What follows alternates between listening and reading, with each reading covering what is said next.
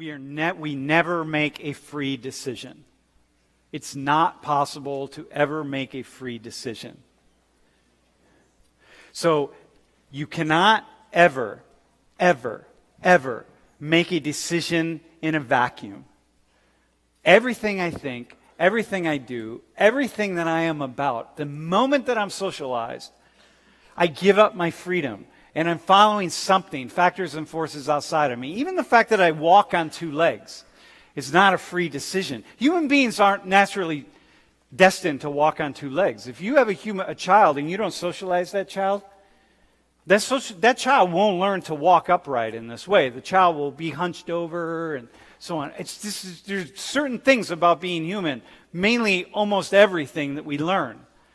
So we never make free decisions. We're always wanting to think that we do. And this is part of being the hell of being an American, by the way, is that we live in this culture where we want to think and we want to believe that we're free, and we can't be free. It's not possible. You can be more free and you can be less free, but you can never be 100% free. Okay? The classic study in sociology is about suicide.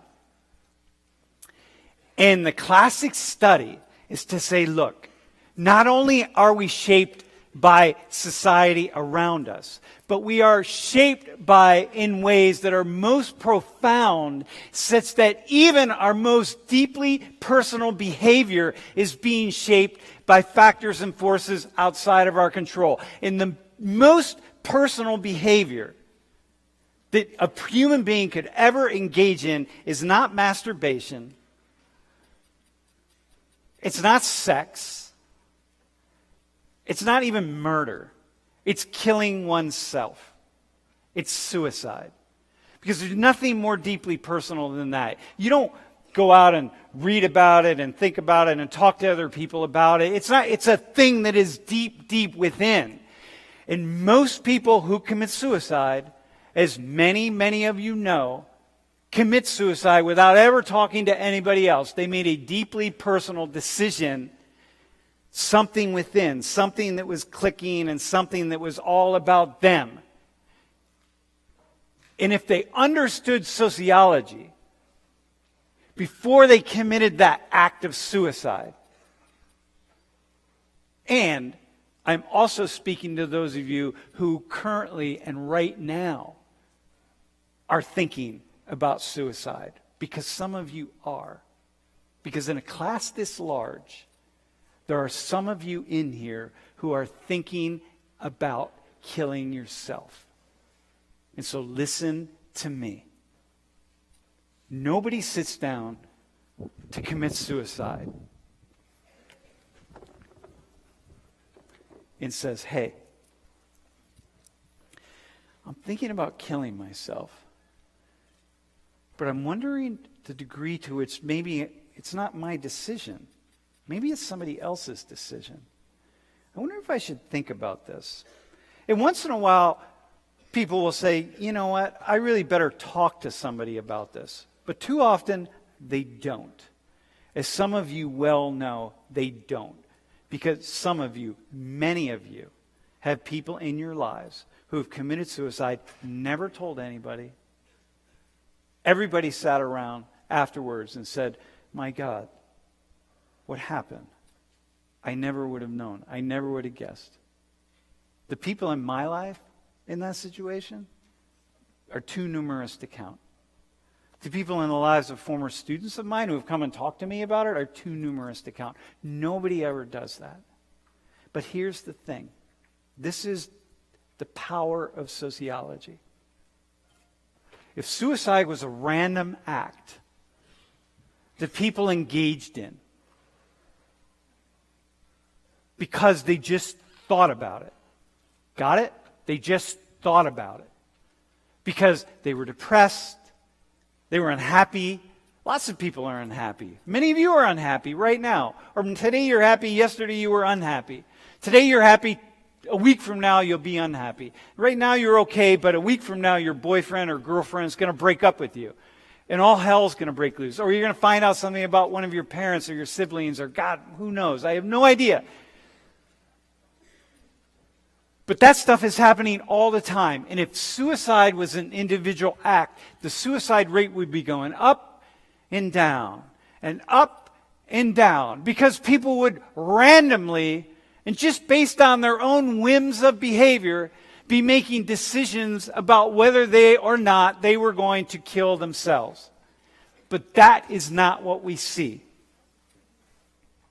What we see is actually a really incredibly stable suicide rate in every society over time. And here, look at this. These aren't years, so these are in many years in between. So look, it goes just a little bit, and here we went down, but we didn't go down very much. This is per 100,000 people. This is the United States. That rate's really steady. And you know what that tells us? That tells us that there's something else going on that is shaping this rate. There are factors and forces outside of people's control that it's almost as though those factors and forces say, look, we need X or Y number of people to commit suicide this year. It's just going to happen that way. And next year, same thing. It's not going to be very different than this year, because it has to happen that way, because the rate is going to be stable. And so that means that when somebody sits down to make a decision about whether they're going to take a bottle of pills or pull a trigger or cut themselves or whatever it is, they think they're making an individual decision, but the fact is there are these individual strings that they're connected to, that are connected to everybody else. And that rate is going to be stable. And so they think, while they think they're making the individual decision, that there are factors and forces outside of their control that are shaping whether they make the choice or not to kill themselves. Those of you who cut, and many of you do. Many of you do.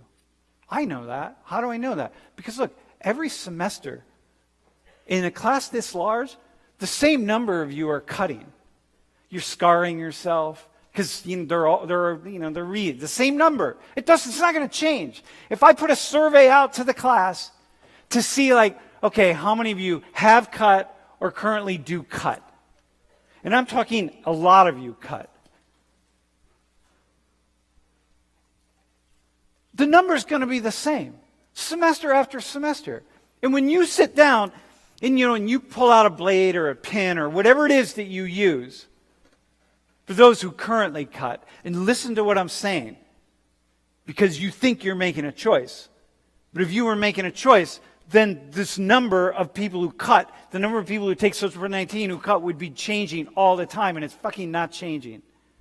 And when you sit down to cut, let's say it's your leg or something, and you're thinking it's you doing that. It's not you doing that. It's a small part is, but the biggest part is not you.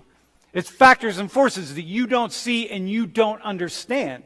Because if it really was you, the rate of cutting would be different every semester. Sometimes it would be 10 people. Sometimes it would be 15. Sometimes it would be 40. Sometimes it would be 60.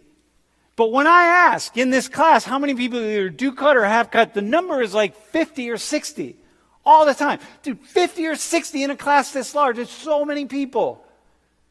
And yet every one of you thinks like, oh yeah, but this is me, it's my choice. It's not your choice. And so what this leads me to say is, look, so if it's not your choice, what are you going to do about it? That's the beginning of trying to understand how to get control of our own lives and how to make the decisions that we really want to make. And when you start making the decisions based on what's really happening to us, that's the beginning of living the good life. Because that's when we're taking responsibility for who we are and what we are.